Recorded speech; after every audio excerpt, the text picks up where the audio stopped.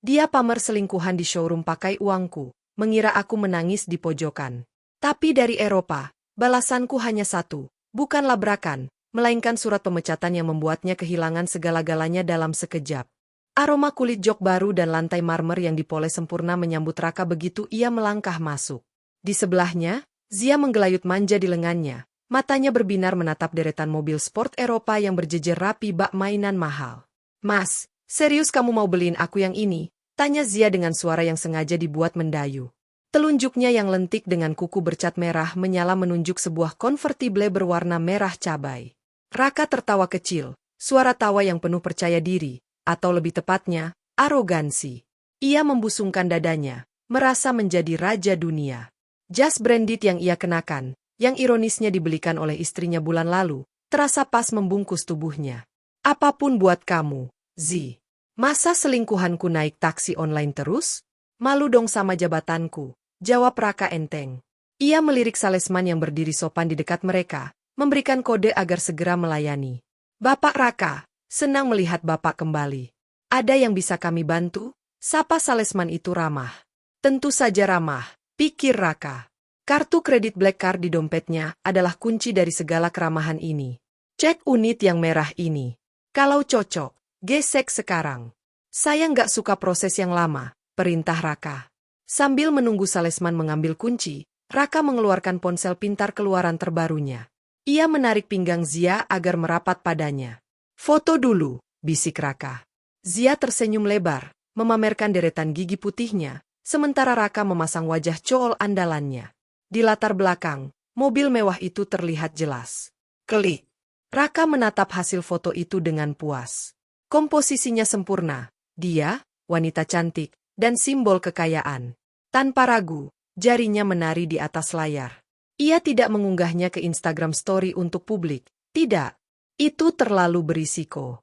Ia punya target audiens yang lebih spesifik. Ia membuka aplikasi WhatsApp, mencari nama kontak yang belakangan ini membuatnya muak karena terlalu sibuk bekerja dan mengurus anak, Aruna. Send. Raka menyeringai. Ia menambahkan keterangan di bawah foto itu. "Lagi pilih mobil baru buat teman. Bosan lihat mobil lama yang kaku, rasanya pengap. Hidup itu harus dinikmati. Nah, jangan cuma sibuk meeting terus sampai lupa caranya senyum." Pesan terkirim. Raka membayangkan Aruna yang sedang berkutat dengan tumpukan dokumen di kantornya yang membosankan, wajahnya pasti merah pada menahan cemburu. Raka ingin Aruna tahu bahwa di luar sana, Raka adalah pria yang diinginkan banyak wanita. Ia ingin Aruna merasa insecure, takut kehilangan dirinya, lalu memohon-mohon agar Raka pulang lebih awal. "Mas, kok senyum-senyum sendiri?" tanya Zia, membuyarkan lamunannya. "Enggak apa-apa. Cuma lagi ngasih pelajaran sedikit buat orang rumah," jawab Raka sambil mengecup puncak kepala Zia. "Yuk, kita test drive." 30 km dari showroom tersebut, suasana hening dan dingin menyelimuti first class lounge Bandara Soekarno-Hatta. Tidak ada suara bising mesin atau tawa yang dibuat-buat. Hanya denting halus sendok beradu dengan cangkir porselen dan suara halaman majalah yang dibalik. Aruna duduk dengan anggun di salah satu sofa beludru. Ia mengenakan coat berwarna krem yang membalut tubuh rampingnya. Rambutnya diikat sederhana, namun aura kewibawaannya membuat pelayan lounge sekalipun segan untuk menyapa sembarangan. Ponsel di atas meja marmer bergetar pelan. Layarnya menyala. Aruna melirik sekilas. Nama, suamiku, muncul di layar, disertai sebuah foto. Ia tidak langsung membukanya. Ia menyesap Earl Grey tea hangatnya perlahan, meletakkan cangkir, baru kemudian meraih ponsel itu dengan gerakan santai. Tanpa emosi, ia membuka pesan itu. Foto Raka dan seorang wanita muda dengan pakaian yang sedikit terbuka, berlatar mobil mewah. Apakah Aruna kaget? Tidak.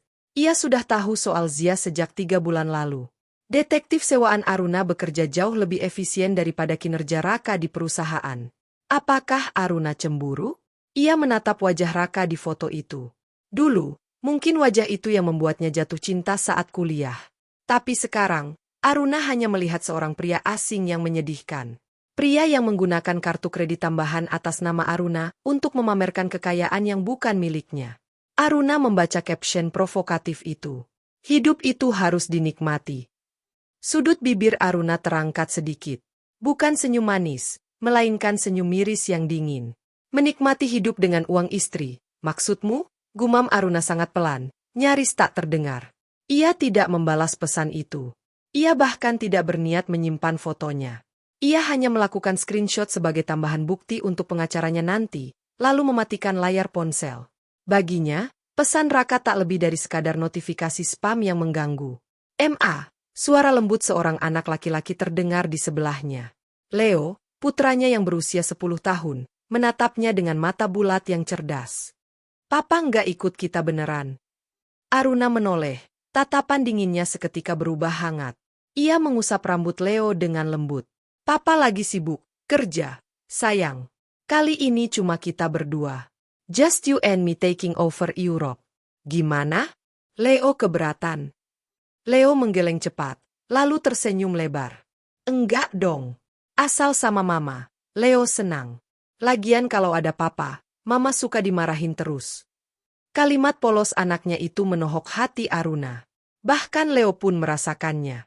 Selama ini Aruna diam demi menjaga keutuhan keluarga, tapi Raka justru mengartikan diamnya sebagai kebodohan. "Mulai sekarang, nggak akan ada yang marahin mama lagi, Nak," janji Aruna, lebih kepada dirinya sendiri.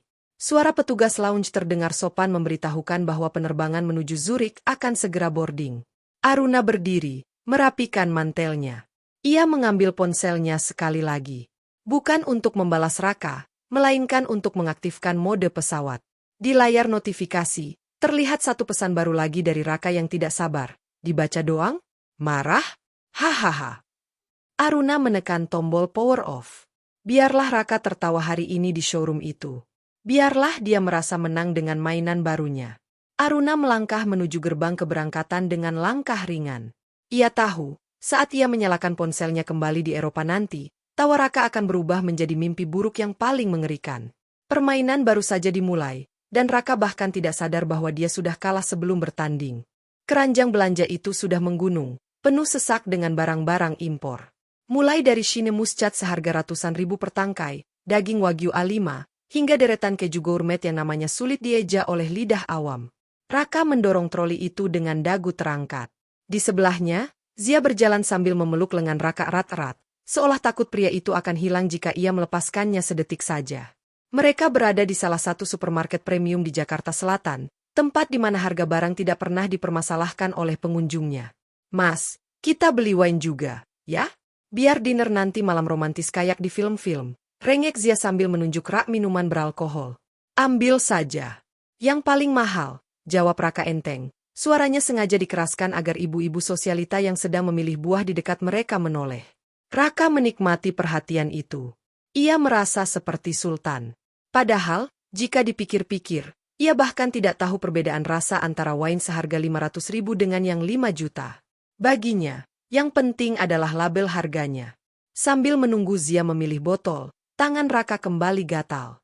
Ia merogoh saku celananya, mengeluarkan ponsel. Rasa kesal karena pesannya di showroom tadi hanya berakhir dengan centang 2 masih membekas. Kenapa Aruna tidak marah? Batinnya. Biasanya wanita kalau cemburu itu meledak-ledak. Atau jangan-jangan dia nangis di pojokan kamar mandi sekarang? Ide jahat kembali muncul. Raka memotret troli belanjaan mereka yang penuh. Kemudian ia memotret Zia yang sedang memegang botol wine sambil tersenyum manja. Ia mengirimkan foto-foto itu ke Aruna secara beruntun. Send, send, send. Jarinya mengetik pesan dengan cepat, penuh percaya diri dan bisa. Belanja bulanan itu harusnya begini, nah, penuh, mewah, berkualitas. Bukan kayak kamu yang perhitungan, beli sabun cuci saja nunggu diskonan. Begini rasanya dihargai wanita yang tahu cara melayani selera suami. Kamu jangan lupa masak mie instan saja di rumah. Raka tertawa kecil setelah mengirim pesan itu. Ia merasa menang telak. Ia membayangkan Aruna yang kusam dan membosankan sedang makan sendirian di meja makan kayu jati mereka yang besar. "Mas, sudah nih. Yuk bayar," ajak Zia. Di kasir, total belanjaan mereka mencapai angka yang fantastis, setara gaji 2 bulan karyawan level staff di kantor Raka. Kasir menyebutkan nominalnya dengan sopan. "Silakan, Pak." Totalnya 12.500.000 rupiah. Zia sempat terbelalak kaget, tapi Raka tetap tenang. Dengan gerakan teatrikal, ia mengeluarkan dompet kulitnya dan menarik selembar kartu kredit berwarna hitam mengkilap. "Gesek saja," kata Raka angkuh. Ia tidak peduli pada nominal itu. Kenapa harus peduli? Itu adalah kartu kredit tambahan, supplementary card, yang limitnya terhubung langsung dengan rekening utama Aruna. Selama ini Aruna tidak pernah mengecek detail tagihan karena terlalu sibuk mengurus ekspansi perusahaan. Raka yakin, tagihan sekecil ini akan tertimbun di antara transaksi bisnis Aruna yang miliaran. Mesin edisi berbunyi, kertas truk keluar. Raka menandatanganinya tanpa melihat. Baginya, uang istri adalah uang suami. Itu haknya sebagai kepala rumah tangga, bukan? Ribuan kilometer dari Jakarta, pintu kaca otomatis Bandara Zurich terbuka. Hembusan udara dingin bulan Desember langsung menyapa kulit, membawa aroma pinus dan salju yang segar. Aruna merapatkan mantel cashmere tebalnya. Di sebelahnya, Leo melompat kecil kegirangan melihat butiran salju yang turun perlahan. Salju. Beneran salju, seru Leo. Iya, sayang. Yuk, mobil jemputan kita sudah tunggu, ajak Aruna lembut. Seorang sopir berseragam rapi sudah menunggu di area penjemputan VIP, memegang papan nama bertuliskan, Mrs. Aruna Family.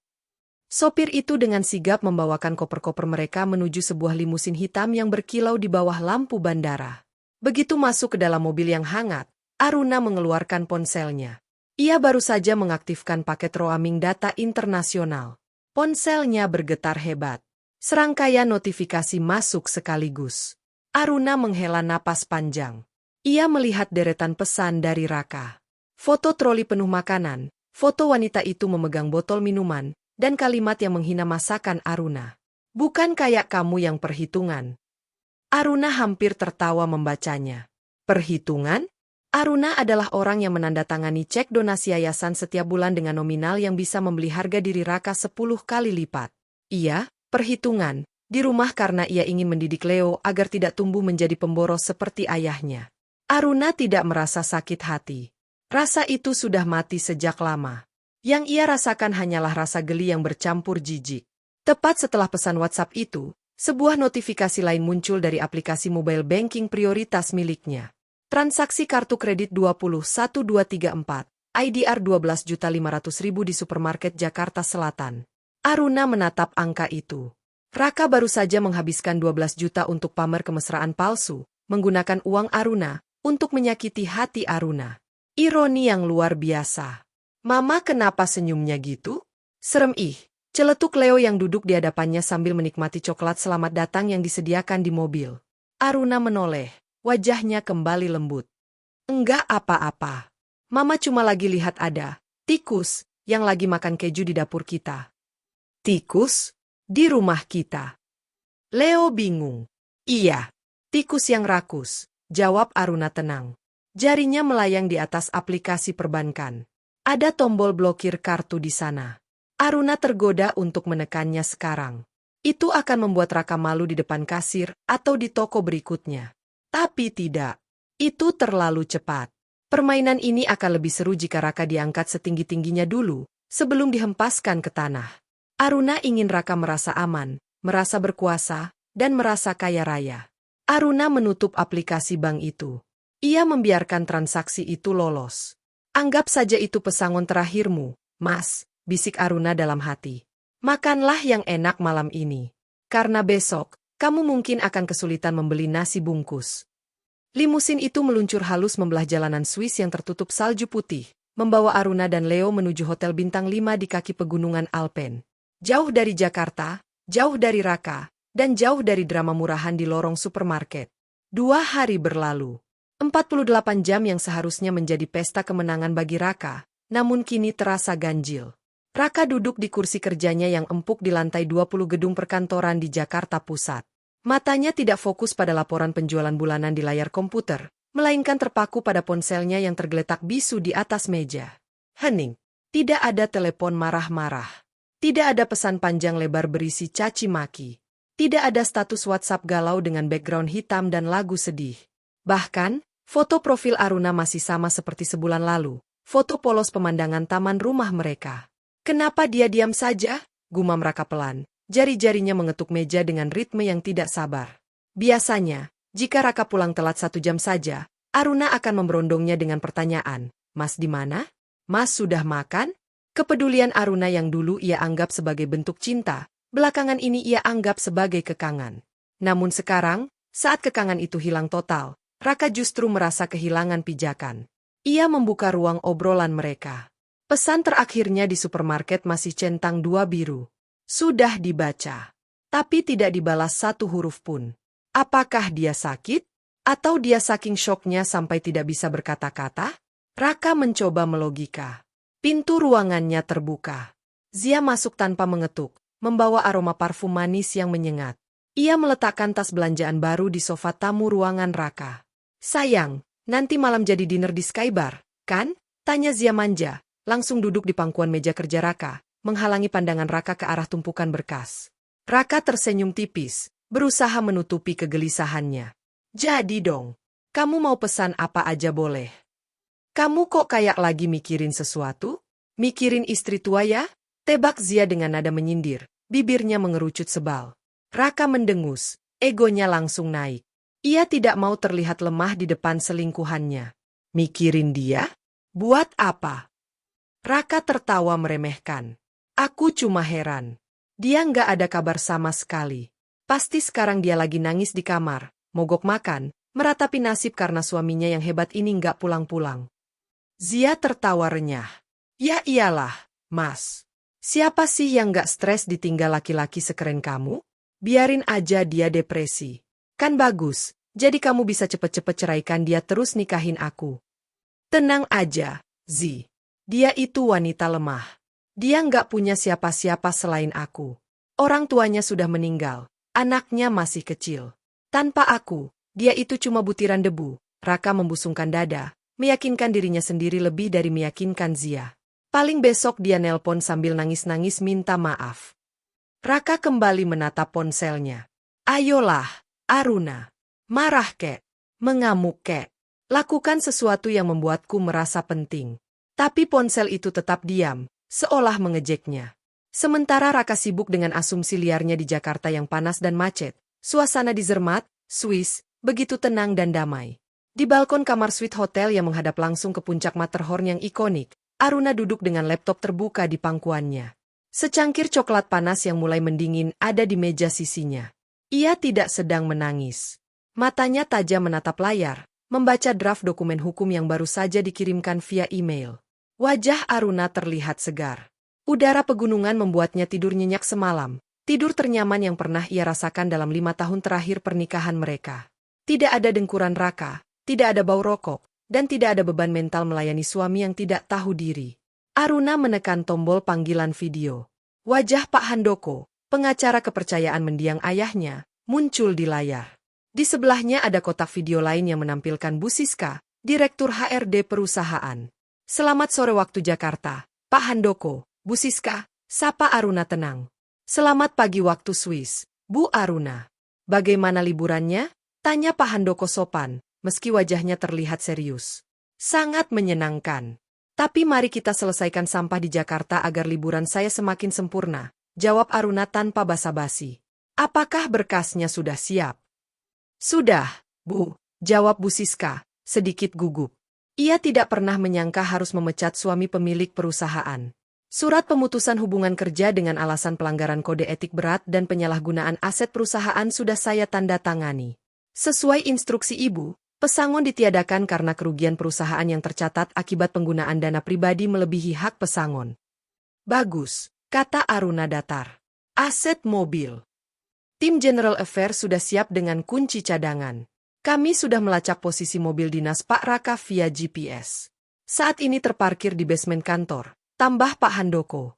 Dan untuk kartu kredit, bank sudah konfirmasi pemblokiran efektif besok pagi pukul 10 waktu Indonesia Barat. Aruna mengangguk puas. Semuanya tersusun rapi seperti permainan catur. Raka adalah pion yang merasa dirinya raja, padahal dia sudah dikepung dari segala arah. Bu Aruna, Pak Handoko menyela pelan. Ibu yakin tidak ingin mediasi dulu? Ini langkah yang sangat drastis. Aruna menatap kamera, tatapannya dingin menusuk meski hanya lewat layar. Pak Handoko, dia memamerkan selingkuhannya pakai mobil perusahaan saya. Dia mentraktir wanita itu pakai uang warisan ayah saya. Dan dia menghina saya di depan wanita itu. Aruna menjeda kalimatnya, mengambil napas panjang udara dingin Swiss. Saya tidak butuh mediasi. Saya butuh amputasi. Buang bagian yang busuk supaya sisa hidup saya sehat. Pak Handoko mengangguk hormat, paham bahwa keputusan pewaris tunggal itu sudah bulat. Lakukan eksekusi besok, tepat jam 10 pagi. Saat dia merasa paling nyaman di kursi direkturnya. Kirimkan surat itu via email ke dia, tembuskan ke saya. Saya yang akan memberi kejutan pembukanya. Baik, Bu. Laksanakan. Sambungan terputus. Aruna menutup laptopnya perlahan. Ia berdiri, berjalan ke tepi balkon. Di bawah sana, hamparan salju putih terlihat bersih tanpa noda. Raka mengira keheningan Aruna adalah tanda kelemahan. Raka tidak tahu bahwa sebelum tsunami menghantam dan menghancurkan segalanya, air laut akan surut dengan tenang. Sangat tenang. Nikmati malam terakhirmu sebagai orang kaya, Mas, bisik Aruna pada angin gunung yang berhembus.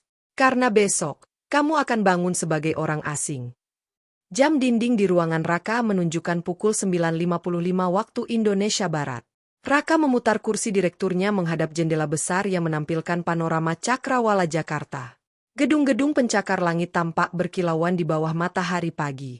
Di tangannya, secangkir espresso dari mesin kopi di ruangannya mengepul hangat. Ia merasa berada di puncak dunia. Pagi ini, ia baru saja menyuruh sekretarisnya memesan tiket pesawat kelas bisnis ke Bali untuk akhir pekan depan. Tentu saja, untuk dia dan Zia. Soal alasan ke Aruna, itu urusan nanti. Raka yakin ia bisa mengarang cerita tentang perjalanan dinas mendadak, atau konferensi bisnis. Aruna pasti masih ngambek, pikir Raka sambil menyeruput kopinya. Sudah 3 hari tanpa kabar. Keheningan Aruna mulai berubah dari menjengkelkan menjadi menggelikan bagi Raka. Ia membayangkan istrinya itu sedang mengurung diri di kamar, bengkak matanya karena menangis, menunggu Raka pulang untuk meminta maaf dan memohon cinta. Dasar wanita manja, gumamnya meremehkan. Dikasih pelajaran sedikit saja mentalnya langsung down. Raka meletakkan cangkir kopinya dan meraih ponsel. Ia berniat mengirim satu pesan lagi. Mungkin foto dirinya di ruang direktur ini, sekadar untuk mengingatkan Aruna siapa yang sekarang memegang kendali perusahaan keluarga istrinya itu. Namun, tepat sebelum jarinya menyentuh layar, ponsel itu bergetar panjang. Pukul 10 waktu Indonesia Barat. Sebuah notifikasi muncul di layar. Nama yang ditunggu-tunggu akhirnya muncul. Aruna. Raka menyeringai lebar. Nah, kan. Akhirnya nyerah juga. Dengan gerakan santai dan penuh kemenangan, ia membuka pesan itu. Ia sudah siap membaca paragraf panjang berisi permohonan maaf, janji untuk menjadi istri yang lebih baik, atau setidaknya pertanyaan cemburu yang menyedihkan. Tapi, tidak ada teks panjang. Hanya ada satu foto. Dan satu file dokumen. Raka mengernyit. Ia mengetuk foto itu untuk memperbesar ukurannya. Darahnya berdesir hebat. Di layar ponselnya, terpampang foto Aruna dan Leo. Tapi bukan Aruna yang kusam seperti di rumah. Ini adalah Aruna yang bersinar. Ia mengenakan trench coat rancangan desainer ternama, kacamata hitam yang disematkan di kepala, dan senyum yang sangat lepas. Di belakang mereka berdiri menara Eiffel yang megah. Cahaya matahari Eropa membuat wajah Aruna dan Leo tampak glowing, elegan, dan mahal. Mereka terlihat sangat bahagia. Tanpa Raka.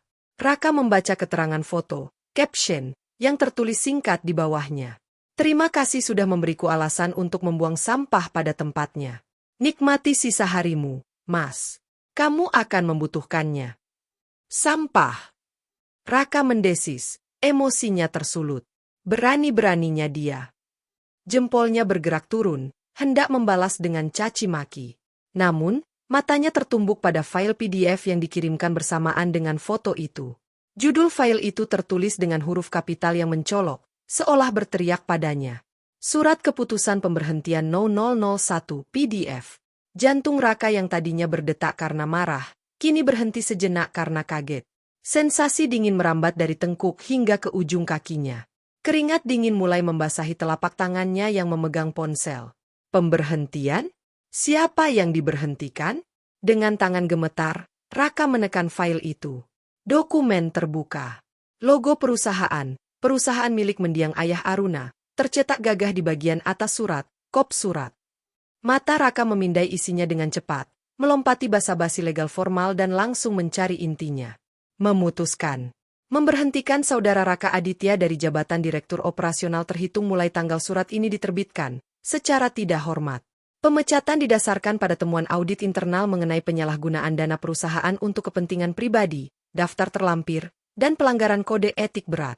Seluruh fasilitas perusahaan termasuk kendaraan dinas, Toyota Alphard B1990 RKA, laptop, dan akses gedung dicabut seketika itu juga. Tidak ada pesangon yang diberikan mengingat total kerugian perusahaan melebihi hak pesangon yang seharusnya diterima. Napas Raka tercekat. Ia membaca poin-poin itu berulang kali, berharap matanya salah lihat. Berharap ini hanya lelucon buruk atau mimpi. Dipecat? Suaranya keluar seperti cicit tikus yang terhimpit. Nggak mungkin. Aku suaminya. Ini perusahaan istriku. Ia mencoba menekan tombol panggil ke nomor Aruna. Put. Nomor yang Anda tuju sedang tidak aktif atau berada di luar jangkauan.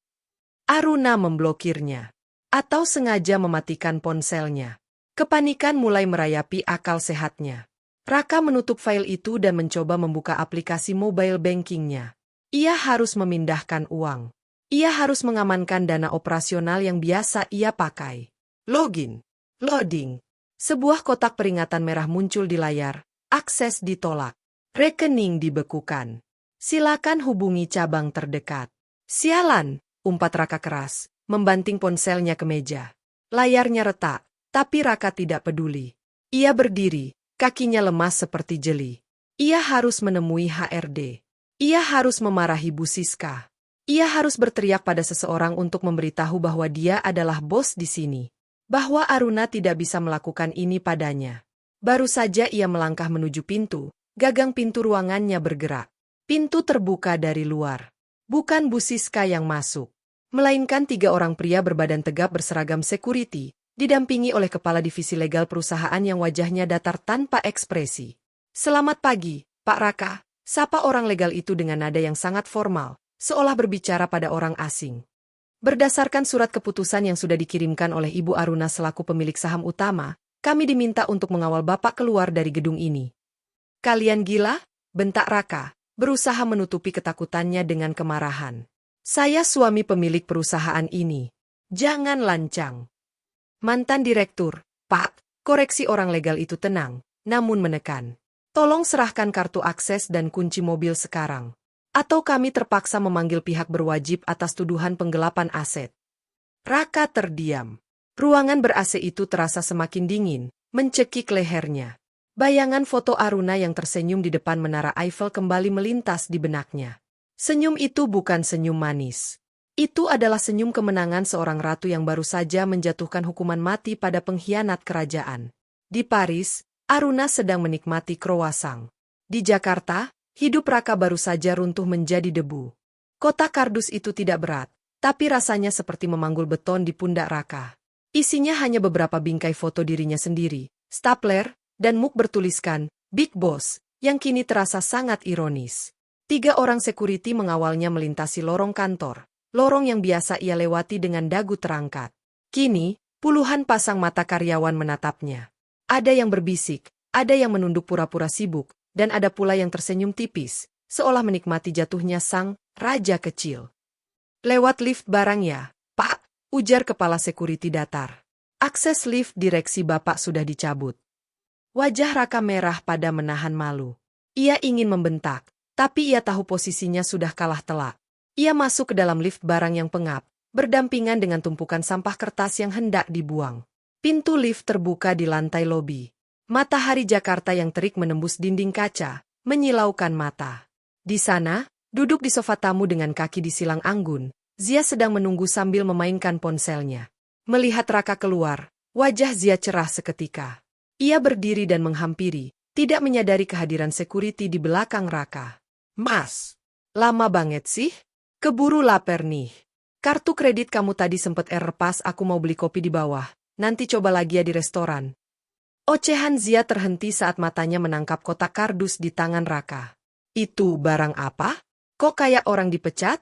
Tanya Zia bingung, nadanya sedikit menjauh. Sebelum Raka sempat mengarang alasan, kepala security maju selangkah.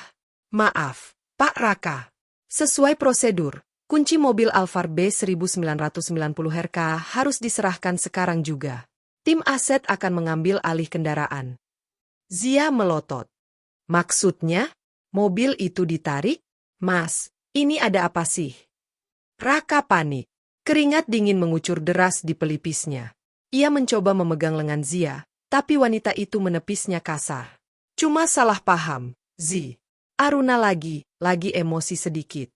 Nanti juga beres. Kita naik taksi dulu ya hari ini, bujuk Raka dengan suara bergetar. Security itu menyela lagi, kali ini lebih tegas. Kuncinya, Pak. Atau kami panggil polisi. Dengan tangan gemetar hebat, Raka merogoh saku celananya. Ia mengeluarkan kunci mobil mewah yang selama ini menjadi simbol status sosialnya, jimat keberuntungannya dalam memikat wanita. Ia menyerahkannya pada security. Bunyi bip-bip terdengar dari luar lobi. Mobil Alphard hitam mengkilap itu menyala, dikemudikan oleh staf kantor lain, lalu melaju pergi meninggalkan lobi. Meninggalkan Raka. Zia menatap pemandangan itu dengan horor. Otaknya yang materialistis bekerja cepat merangkai fakta. Diusir satpam, bawa kardus, mobil ditarik, kartu kredit error. Kesimpulan, Raka bangkrut. Jadi, kamu dipecat? Suara Zia berubah tajam, tidak ada lagi nada manja yang mendayu. Dan semua fasilitas itu punya istrimu. Zi, dengerin dulu. Aku masih punya tabungan, kita masih bisa.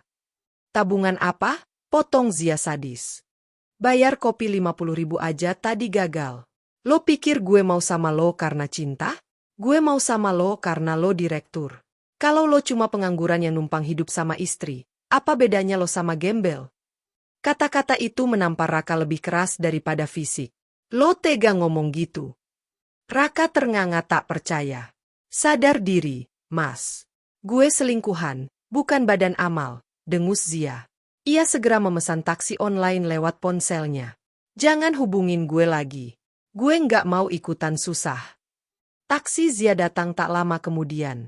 Wanita itu masuk tanpa menoleh sedikit pun, meninggalkan Raka yang mematung di lobi gedung yang dulu dikuasainya. Pak, tegur security lagi. Dilarang berlama-lama di area lobi. Mohon segera tinggalkan area perusahaan. Raka menyeret kakinya keluar. Panas aspal Jakarta langsung menyengat kulitnya. Suara klakson dan debu jalanan menyambutnya. Ia berdiri di trotoar Sudirman yang ramai. Orang-orang berlalu lalang, sibuk dengan urusan mereka. Tidak ada yang peduli pada pria berjas mahal yang memeluk kardus dengan tatapan kosong. Raka meraba saku, mengambil ponselnya yang layarnya retak. Ia mencoba menelepon satu nomor. Bukan Aruna, tapi teman-teman geng mobil mewahnya. Nomor diblokir. Nomor tidak aktif. Berita pemecatannya pasti sudah menyebar di grup WhatsApp circle pertemanannya. Mereka semua parasit, sama seperti Zia. Mereka ada karena uang dan jabatannya. Raka menatap gedung tinggi di belakangnya. Kemarin ia adalah raja di sana. Hari ini, ia bahkan tidak punya uang tunai untuk naik ojek pulang. Dompetnya hanya berisi kartu-kartu yang sudah menjadi sampah plastik tak berguna. Hancur. Seketika. 6 jam kemudian. Paris, Perancis. Lampu-lampu menara Eiffel mulai berkelap-kelip, memancarkan cahaya keemasan yang romantis. Di sebuah restoran rooftop yang menghadap langsung ke ikon kota Paris itu, Aruna sedang memotong steak dengan tenang. Leo sudah tertidur di pangkuannya, kelelahan setelah seharian bermain di Disneyland Paris. Wajah anak itu damai, tanpa beban. Ponsel Aruna bergetar satu kali. Pesan dari Pak Handoko. Laporan selesai, Bu. Subjek sudah dikeluarkan dari gedung. Aset mobil dan inventaris kantor sudah diamankan. Rekening perusahaan aman. Subjek terlihat meninggalkan lokasi dengan berjalan kaki. Aruna membaca pesan itu tanpa ekspresi berlebihan. Hanya ada perasaan lega yang luar biasa lapang di dadanya. Seperti baru saja melepaskan ransel berisi batu yang sudah ia gendong bertahun-tahun. Ia tidak merasa kasihan. Raka adalah orang dewasa yang memilih jalannya sendiri. Aruna hanya membantunya sampai ke tujuan dengan lebih cepat.